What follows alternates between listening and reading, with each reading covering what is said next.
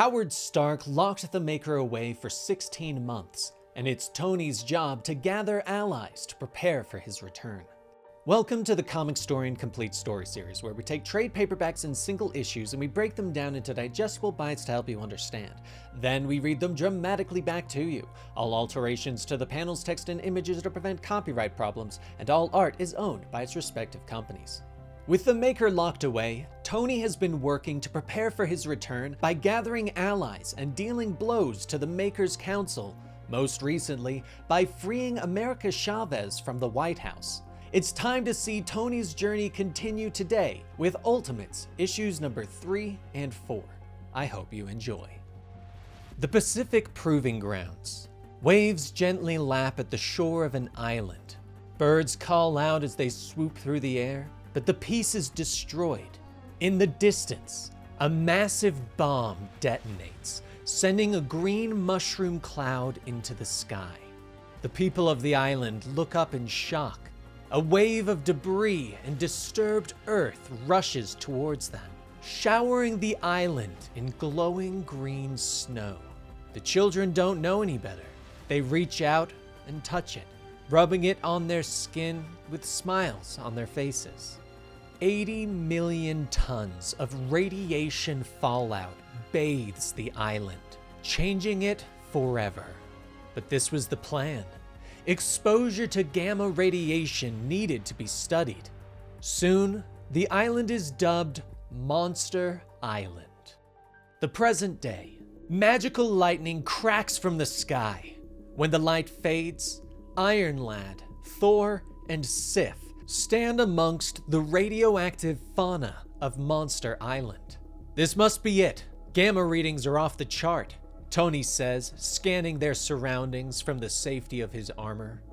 Thor nods and tightens his grip on his hammer. Yes, I can feel it on my skin. It reminds me of boyhood summers in Muspelheim, he notes. Suddenly, the trees are pushed aside as a massive lizard charges them, roaring. Amazing! That thing violates the square cube law and half a dozen others. It shouldn't exist, Tony shouts. But Thor and Sif have experience fighting giant serpents and things that shouldn't exist and rush the creature. In moments, they are standing over its smoking remains. Ha! I was expecting more of a fight, Thor scoffs. Tony stares at them in shock. You didn't have to kill it, he says quietly. They begin to make their way through the island, with Tony marveling at the strange species and mutations that the gamma radiation has caused. This place is unbelievable. Decades of gamma exposure have produced flora and fauna like nothing else on Earth, he says, picking up a massive crab that clacks at him. He holds it up in wonder, but Sif quickly draws her sword and cuts it in half, letting its purple blood leak to the floor. Stop doing that! Everything here could be one of a kind. Every death is a potential extinction event, Tony says. Thor pushes through the bushes, looking back at his young friend. You misunderstand the nature of this island. It is more than merely wild. This is a poisoned place. A place at war with itself. It would destroy us if it could, Thor tells him. Tony shakes his head, reminding them that this place has been wiped off every map, and the ocean surrounding it has been surrounded by a reef of radioactive battleships. This place is impossible to reach by normal means. I think he was born here, Tony says. Sif looks at him, questioning. But suddenly, there is a roar and a green monster leaps from the shadows of the jungle, slamming Thor into the ground and stepping on his head. Tony turns to meet it, but the monster whirls and slams a fist into him, knocking him away. Sif is knocked aside by a thunderclap before she can even react. The heroes gather themselves and stare at the green monster as it roars at them. This one's strong, Thor says with a smile as he readies Mjolnir. Is that what you're looking for? Sif asks as she draws her blade. But Tony isn't sure. The monster roars again and charges at them. "Decide quickly, lad," Thor says as a magical lightning begins to crackle around his hammer. He whirls the weapon and throws it, but the monster blocks the attack, stopping the hammer in the palm of his hand before knocking Thor away with a punch. Sif leaps forward, her sword slashing against the creature's skin, but the blade does nothing. "It barely notices," Iron Lad shouts as he peppers the monster with energy blasts. But Thor has recovered. He whirls his hammer and hits the creature hard, sending it to the ground. Rising up into the air, he calls forth the lightning. "I'm afraid it's time for another extinction event, lad," Thor bellows as he prepares to strike. But a voice calls out to them. "Stop!" a woman yells. The heroes turn to see a female Hulk clad in island garb stepping into the clearing. "I am Liori Joanna Zakaria, protector of this atoll and everything on it. You are intruders. Stop now or accept my consequences," she says. Thor lowers his hammer and glances at Tony. "Well, she is uncommonly eloquent for a monster. And comely," he says softly. Tony steps forward, trying to explain that they mean no harm, but Liori walks past them to the monster. "Huh, I've heard that before," Liori says as she takes the monster in her arms and begins to soothe it with a song. As the creature calms, it begins to shrivel in size until it is only a baby in Liori's arms. The heroes look on in shock. Liori looks up at them, explaining that she and her tribe are the people of this island, that they were approached by Banner and his scientists, and when the islanders asked them to leave, Banner and his people tested their bombs anyway, and left us to live in the fallout, Liori says. She stands and begins to carry the child away, but Tony follows her. "There are others like you? This could change the balance of power. An incredible Hulk army," Tony says. Liori glances over her shoulder at him. "Oh yes, there are more of us. Come and see," she says softly. She leads them to her village, but instead of powerful Hulks, the village is full of those who have been twisted and mutated into monsters by the gamma radiation. Some live in constant agony in their horrible bodies, while the lucky few have been mutated into monsters. Liori glances down at the baby, explaining that he transforms when he becomes angry, and that he tore his mother apart when he threw a tantrum once. She turns back to Tony and the others. "We are the lucky ones, the ones who survived. All of us are sick and changed forever. Even the sand here is sick," Liori tells them. Tony tries to tell her that they want to fight against the injustice that did this to them, to fight against Banner and the others. "We need you in this war," Tony tells her, with Thor and Sif backing him up. But Liori explains that they can't trust Tony any more than they could trust Banner before him. She leans down over the much shorter Iron Lad. "You want my strength? You want my rage? Then you'll have to pay for it," she says. She motions to the island around them. "Fix our island. Make it like it was before the bombs," she says. Tony looks around, his eyes widening as he tries to conceive of a way to make that happen. "This is my price. Fix our land," Liori repeats. Sif puts a hand on Tony's shoulder. "You said from the beginning that you wanted to fix the world, didn't you?" she asks. Tony nods and holds out his hand, shaking Liori's and entering an agreement. But none of them know that someone is watching. Banner stares at the monitors as he watches Tony and his team reach an agreement with Liori. His massive hand tightens into a fist. "No, this won't do. Assemble the immortal weapons. These ultimates are starting to make me angry." 15 months remain. Sometime later, in the quiet of his lab, Doom stands before a projector hooked to the Immortus engine. Images begin to appear of a past that might have been. A young Reed Richards sits in a college classroom, holding up his hand to answer a teacher's question. Reed and his 3 friends are sitting on their ship, prepared to head into space to conduct his experiment. The 4, now transformed by cosmic radiation, become superheroes, using their powers and skills to help protect the Earth. A young Reed meets his college roommate, Ben Grimm, and the two shake hands. Test pilot Ben Grimm activates the rocket, preparing to take the journey that will change their lives. Reed Richards meets Susan Storm, the love of his life. The rocket blasts off into space. Doom watches as Reed explains his theories and experiments. The group blasts off into space, but something is wrong. Reed's calculations were wrong. Alarms begin to blare. Johnny bursts into flames on the flight and begins to scream. The capsule drops back down to Earth, landing in the ocean. More images. Ben Grimm thanks Reed for getting him on the project, knowing that it will help his career as a pilot.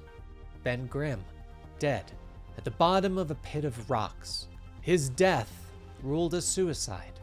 Reed and Sue's first kiss. Sue dying in a hospital bed. The cosmic radiation from their flight slowly killed her. Reed wrote down his calculations for the flight, sure that he was right. Reed looks up to find himself in a room. The Maker stood over him with a smile. "Hello, Doom. Welcome to your brand new universe," the Maker says. Reed looks at him in confusion. Months seem to pass in the blink of an eye, and he has a beard. "What's going on? Where am I?" Reed asks. The Maker is doing his own calculations. They are in the room again. "Doom, Doom, Doom. I control the 4th dimension. I can squeeze centuries of pain into just a few moments," the Maker explains. The images shift again, and Reed is strapped to a strange device. "There must be some kind of mistake. I'm not this Doom," Reed shouts. Energy pulses through his body, and he screams with pain. The Maker leans over him. "I am the Maker. I do not make mistakes," the Maker explains. The images shift. The company won't back Reed's decision to go into space. The craft needs at least 4 to make the trip. Reed leans down to Sue. "What about your brother, Johnny?" he whispers, explaining that he wants to move forward, that he knows he's right. The machine continues, now beginning to stretch Reed's limbs. "You make mistakes, don't you, Doom? Mistakes that kill friends, ruin lives, mistakes that blow up in your face. That's you, Doom," the Maker says. "Please, please, I'm Reed! I'm Reed!" Reed shouts as pain courses through his body. "Please, why are you doing this?" he whispers. The images shift again. Reed's face has been ravaged. Now it is twisted and melted. "Doom is your name. I'm as sure of it as I am my own. Everything you touch, everything you are, everything you love, all doomed. Accept this and be free," the Maker says over Reed's screams. The Maker shifts around him and begins to tinker with Reed's mind. "Doom is what you bring. Doom is who you are. Now say it. What are you?" the Maker demands. The mask slips over Reed's face. The burning metal sizzled against his skin. The image shifts. Doom stands with the Maker. "I am Doom," Doom bellows. Tony's voice calls out to Doom, and he quickly moves to shut down the projector. "Doom, are you here?" Tony says as he walks into the quiet lab. "You missed another mission. We really needed you. If it wasn't for America, Giant Man would be dead, Tony says. He looks around, asking what Doom has been doing. Doom turns away, casting his eyes downward. I suffer from periods of extreme despair. During these episodes, I am negatively charged, lost in an all-consuming universe where nothing is possible. I call it my negative zone, Doom explains. But he turns back, promising to try and communicate better in the future. Tony rubs the back of his head. I didn't know that. I'm sorry, Doom, he says sincerely. Doom turns, showing Tony what he has been working on. I have been working on Project 4. Progress has been made, as you can see, he says, motioning to the cage with the superpowered mice inside. But Doom admits that he is having trouble finding the correct dose of cosmic radiation, and that the mice keep dying. The mutations are highly unstable. The mice keep dying, he says with a sigh. Tony offers to help, but Doom shakes his head. This is something I must do on my own, he rumbles. Don't be stubborn, Doom. We can't let your ego jeopardize, Tony begins to say. But Doom whirls on him, anger flashing in his eyes. The billionaire boy king, pampered since the womb, accuses me of ego? Doom asks, pointing out that it was Tony's refusal to use the Immortus engine that is forcing him to do this. We killed people, Tony reminds him, but Doom shakes his head. And how many lives has the Maker destroyed?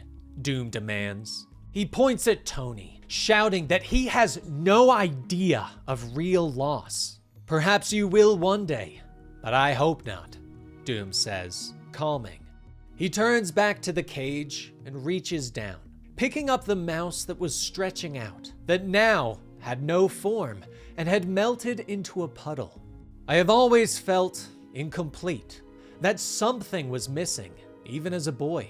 When I read the Maker's files, I at last saw the shape of this absence, the knowledge of reality's incompleteness.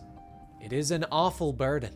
It changes you, makes you into something you never imagined you could be, Doom says softly as he holds up the formless mouse. I would tear down this world stone by stone to make it right again, Doom says softly. He looks up, seemingly remembering that Tony was in the room, and turns away. When the mice stop dying, the Fantastic Four will return, Doom says. Tony nods and turns to leave. Iron Lad, Doom calls out, giving Tony pause. A moment passes. Please close the door behind you. I have work to do, Doom says as he stares at the mice. Only 14 months remain. And there you have it. The Hulk has set his eyes upon Tony and his Ultimates, and Doom continues his experiments to recreate the Fantastic Four in this Ultimate universe. And Tony only has 14 months remain until the Maker returns. Be sure to subscribe to the channel as we continue to cover the Ultimate story and much more. And if you enjoyed this, be sure to give it a like and comment down below. We'll see you next time. Rest in peace, Benny.